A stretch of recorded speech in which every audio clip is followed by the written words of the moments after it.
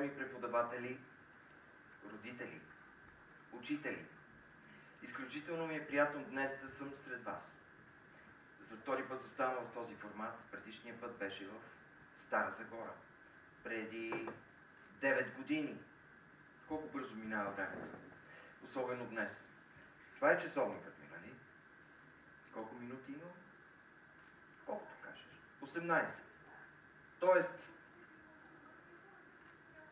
да не ми се отваря приказка.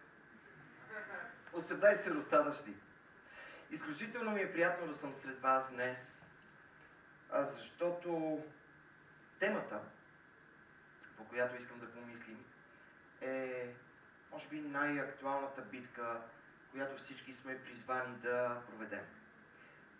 Независимо какво работим, с какво се занимаваме, какво учим и как виждаме живота си в момента.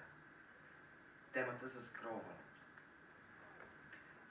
Аз съм журналист. Вече 24 години, което е доста време. Спомням си, тъй като започнах в Дарик Радио, където прекарах 5 незабравими години, и си спомням, отидох на работа в BTV и на втората, третата година.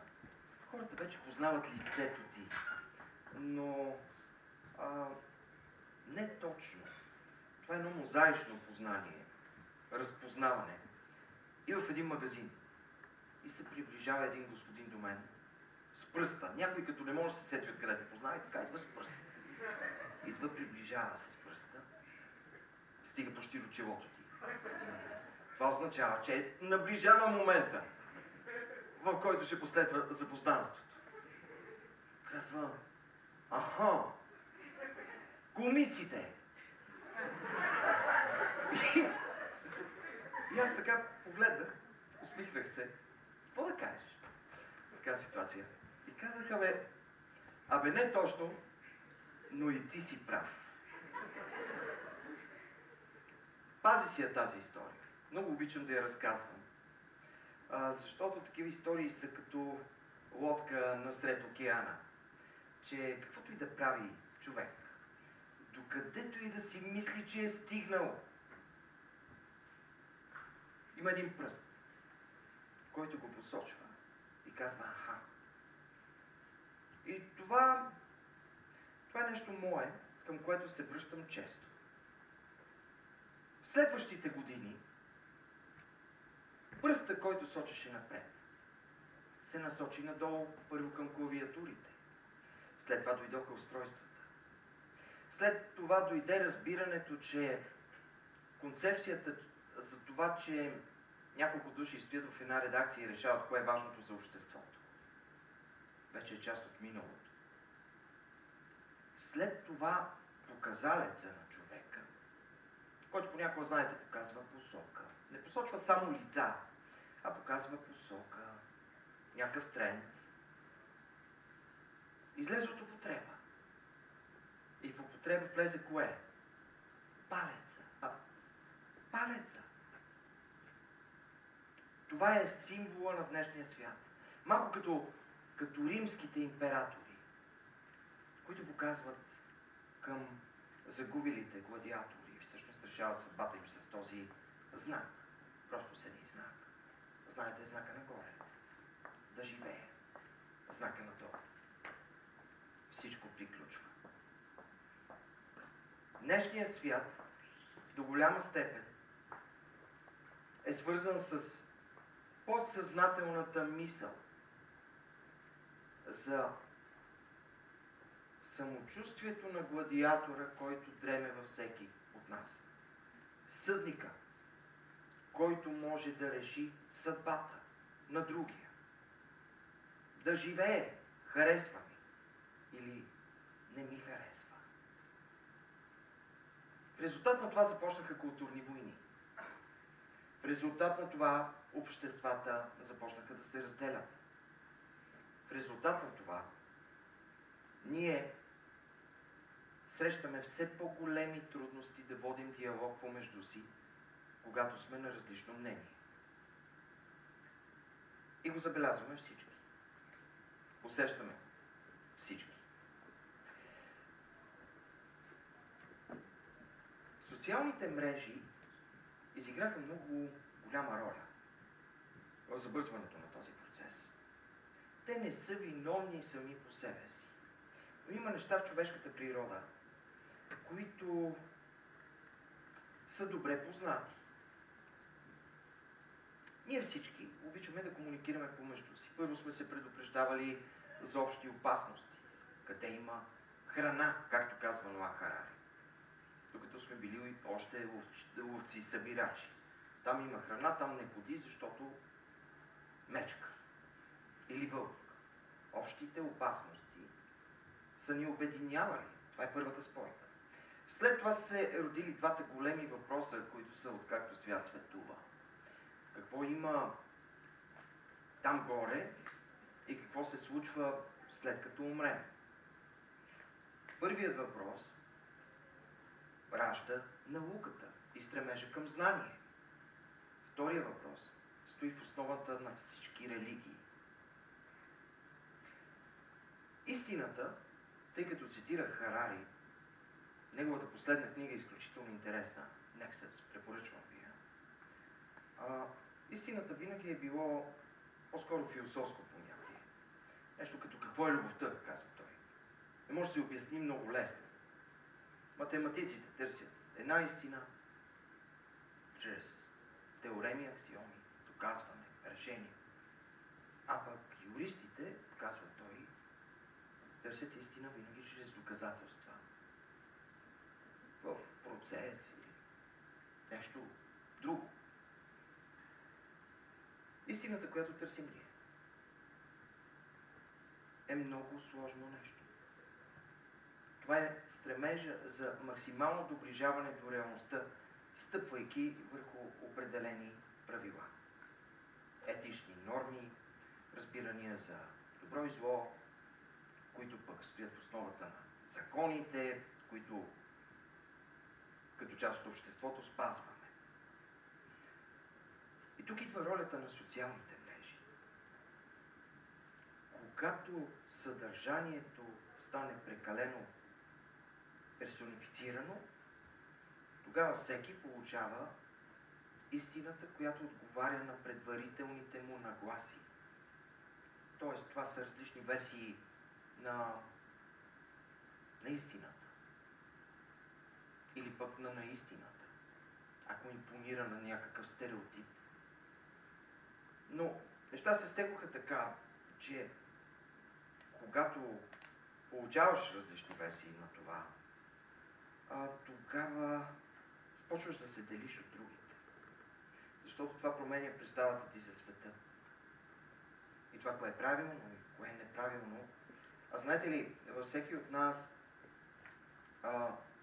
има малко стремеж да си казваме от време на време, бях прав. Аз казах ли ви? Всеки от нас има мнение по въпрос и дадена теза. И когато получава доказателства, непрекъснато, алгоритмично, в собствената си правота, тогава се превръща в малки император, който вдига палеца и казва, това е правилно. Или това е краят. Говорим си все по-трудно. И това е много тъжно. Но ще минем през това.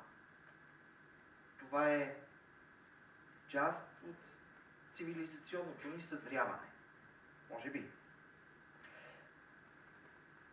Като журналист си мисля, че битката за днешния свят не е за контрол върху потока на информация. Това вече е прекалено силен.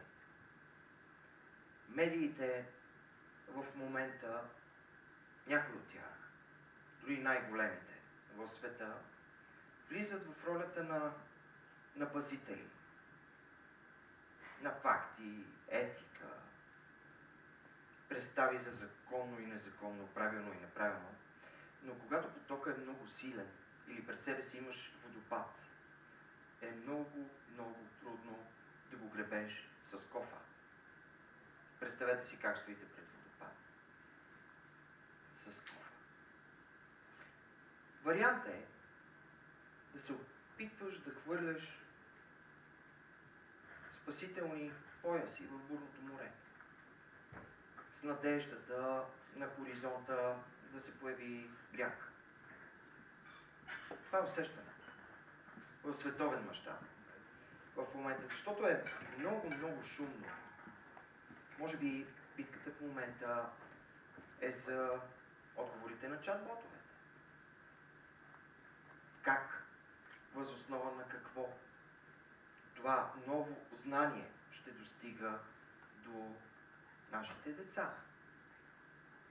Кой ще е този, който ще реши кое е правилно и кое е неправилно? Кое е новото модерно и кое вече е старомодно? Човек ли ще е? Група от хора ли ще са? Тези отговори ще са в по-либералната част от идеологическите разбирания, в по-консервативната част, или ако тези чат-ботове са либерални, ще се появят ли други, които са по-консервативни? Ние кои ще отваряме? И отново ли ще се затворим? И ще се разделим на лагери? Това е голямата въпросителна на днешния свят. И вие осъзнавате с сърцата си, може би, и с разума си, но тя ще се разгръща пред очите ви. Нещо друго, което наблюдавам в момента е, че целият този шум е свързан с едно малко парадоксално усещане за самота. Защото е толкова шумно около нас. Има толкова много информация. Във всеки миг, картини, образи, звуци. Ние ги сменяме с палеца, нагоре, скроваме. Не е лесно да издържиш сред толкова силен шум. И някои, особено по-чувствителните хора, започват да се изолират. Това е нещо като да слушаш непрекъснато крясъци и в един момент си запушваш ушите, защото се уморяваш. Резултатът от това се нарича апатия. Превръщаш се в апатична личност, която се стреми поне временно да се изключи от реалността, защото ни идва прекалено много. Светът става прекалено шумен.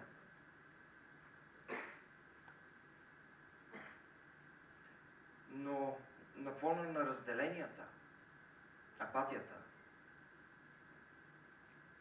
също ни бута към нещо ново и непознато, което още не можем да предвидим. Някои философи казват, че може би историята ще направи пълен кръг и ще се върнем към позабравени, поне от нашите родители, форми на управление, към някакъв тип авторитаризъм. Преди години разговарях с един историк. Много често обичам да разговарям с историци в 120 минути. Тимоти Снайдер. Той е, още сте чували за него, той е изключително интересен, ерудиран, авторитетен. От известно време живее в Канада. Независимо, че дълги години оглавяваше историческия факултет на Йейл. И го питах, каква е целта според вас от дезинформацията? И той каза, няма цел. Разберете, няма цел. Дезинформацията или пропагандата не иска да те накара да вярваш в нещо. По-скоро целта е да спреш да вярваш в каквото и да е. И в крайна сметка да си запушиш ушите. Защото става сложно, шумно, трудно. И да се превърнеш в един пасивен гражданин. Нещо, което вие не трябва да допускате.